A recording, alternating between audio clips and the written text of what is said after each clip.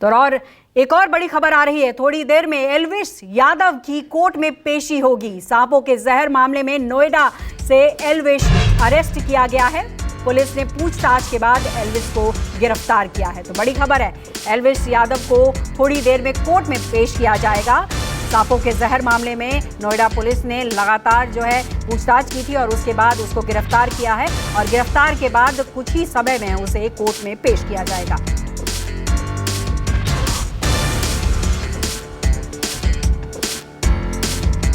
तो नोएडा से बड़ी खबर, सांपों के जहर के सौदागर को अरेस्ट किया गया है और कुछ ही देर में उसे कोर्ट में पेश किया जाएगा।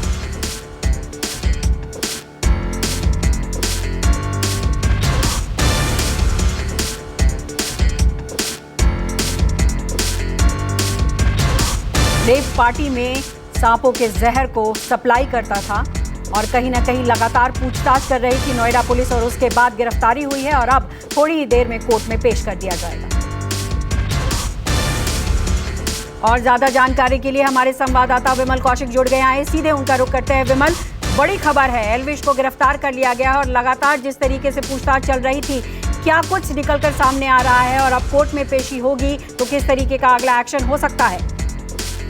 जी बिल्कुल, देखिए इस मामले में जब पीएसआई की तरफ से शिकायत मिली थी, जिसके बाद नोएडा पुलिस ने इस मामले में एफआईआर दर्ज की थी और जांच शुरू हुई थी और उसके बाद कुछ लोगों को पहले भी गिरफ्तार किया गया था जिनसे पूछताछ के आधार पर एल्विश का नाम सामने आया था और तभी से पुलिस जो है वो एल्विश को पूछताछ के लिए बुलाने की बात कर रही थी और आज सुबह ही एल्विश को पूछताछ के लिए बुलाया गया था और जब उससे कोई संतोषजनक जवाब पुलिस के पास नहीं आया, पुलिस को जवाब नहीं मिला, तो पुलिस ने उसकी गिरफ्तारी की है और उसको अब से कुछ देर बाद कोर्ट में पेश किया जाएगा, जहां से उसे आज जेल भेजा जाएगा। और क्योंकि यूपी में इसी तरीके के नियम है कि पहले जिस भी आरोपी को गिरफ्तार किया जाता उसको पहले दिन जेल भेजा जाता और रिमांड पर उसके बाद ही लिया जाता। तो उम्मीद है कि कल एल्विश यादव को नोएडा पुलिस जो है वो रिमांड पर लेगी और इस मामले में जो एल्विश से पूछताछ हुई है या कुछ जो जानकारी पुलिस के हाथ लगी थी, क्योंकि इस मामले में पहले ही 5 लोग गिरफ्तार हो चुके हैं, तो उस आधार पर कई और नाम सामने आए तो हो सकता है कि आने वाले दिनों में कुछ और गिरफ्तारियां इस मामले में देखने को मिले। जी,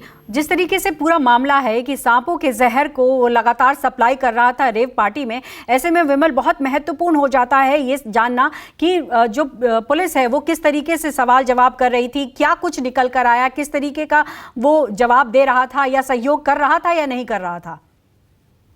देखिए, पुलिस का ये मानना है कि इस मामले में कहीं ना कहीं एल्विश जो है काफी जानकारियां छुपा रहा है और जो कड़ियां उससे जुड़ती हुई दिख रही हैं, क्योंकि जब इस मामले में पीएसआई की जो शिकायत मिली थी उसके बाद पुलिस को कुछ साक्ष्य हासिल हुए थे, कुछ सबूत हासिल हुए थे, जिसके आधार पर पुलिस ने कुछ गिरफ्तारियां की और उनके बाद उन गिरफ्तारियों के बाद भी एल्विश कहीं ना कहीं इस पूरी घटना से जो है वो कड़ी जुड़ रही थी। लेकिन एल्विश लगातार इस मामले में अपनी भूमिका से साफ कार्य करता रहा है। उसका कहना है कि उसका शौक है, वो सांपों को रखता जरूर है लेकिन उनका जहर कभी किसी पार्टी में इस्तेमाल नहीं किया। लेकिन रेव पार्टी की बात से वो भी ज्यादा इनकार नहीं कर पाया। तो पुलिस के पास ऐसे बहुत सारे साक्ष्य हैं जिसके आधार पर ये गिरफ्तारी की गई है और इस मामले में पहले ही एफआईआर दर्ज करके लगातार जो है वो छानबीन पुलिस की जारी थी और जब पुलिस के पास पुख्ता सबूत आ गए, जिसके बाद अब एल्विश की गिरफ्तारी इसमें जो है वो पुलिस ने की है।